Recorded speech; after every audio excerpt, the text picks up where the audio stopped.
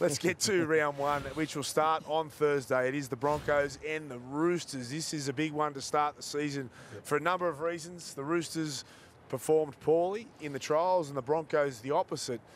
How do we see this one? I was always expecting the Broncos to fly the lids, as they say in greyhound racing, and start really powerfully. Because Madge has worked their butts off in the off-season. I've been a bit critical of it, actually. You know, their army camps and players vomiting at training. Oh, no, like we did army camps and people vomiting. That's part of the course if you're a rugby league player and you want to, you know, look, I was getting word out of the Broncos that they were... I get that. Yeah, but who cares? So let's take it off. Well, who cares? I think Kevy Walters, so I'm going to tell you something. If Kevy Walters was still coaching, they'd be close to favourites this year, right? They had 5 of their best players play 5 games. Broncos, right? I think they're going to hit the ground running. It's Ben Hunt, a bit more experience in the halves. All their young players are a year older. Tony Staggs was brilliant last year. And Payne, Haas and Carrigan, they've carried the torch. They've carried like the heavy load. So now, you know, all those young kids that what's the roster change to last year outside of Ben Hunt joining that side? And obviously it's an important signing there without Ezra Mann for a long period of time. That's a top 4 squad. Who cares? Who cares? I'll tell you what I care if about. Players are complaining about how hard they're training. I care that you're getting carried away about trial match form, which you just told me not to. And the fact they were good in the trial means absolutely nothing. That's fine. Okay, but just look at their roster. That's a top 4 roster. It's littered with origin players. All I said is why they so it's a top 4 roster that ran about 15th. Yeah, and that's why So what's your prediction? That's why the coach lost his job. What's my prediction on Thursday night? I think the Broncos will beat the Eastern Suburbs. What's your prediction for the Broncos this year? I don't think they'll make the top 8. You think they'll miss the top 8? And that's just my opinion. What's that based on? Can I get some on that? I've got some US dollars. What they've done in recent years. Would you like to have a little?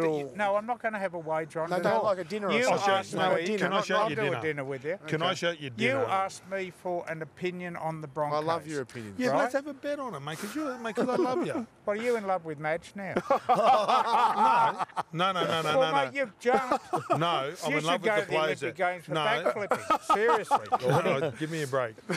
Give me a break. That's funny. That's so good. No, I'm in love with the players there, and I thought last year they were...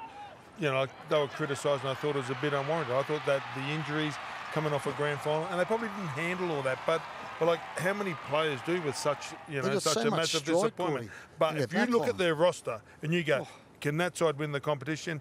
I go, yes. The Roosters, with the players they lost, Manu, Swaliti, Jared Hargreaves, to me, has been one of the most amazing front rowers to play our game.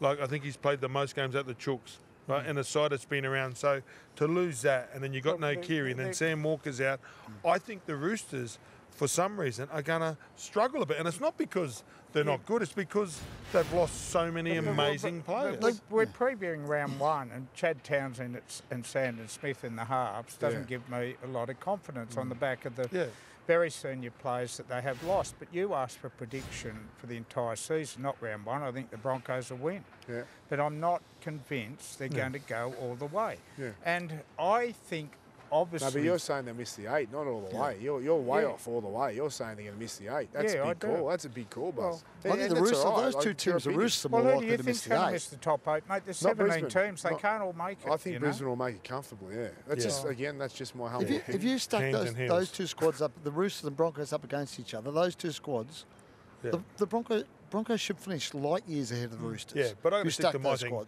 The game's not played on paper. I understand that. Do the hard work, but like, if you're looking at this, and I think Brisbane are going to have a great year, and I think the Roosters, just with the talent, and it's, you know, everybody thinks that I hate the Roosters. What are you laughing at, bro? I can see your brain. Am I going to have to do the first of the season? Sorry for having an opinion. Like, come on, mate. You know what? That's the greatest. I love your opinions because it just gives me great pleasure.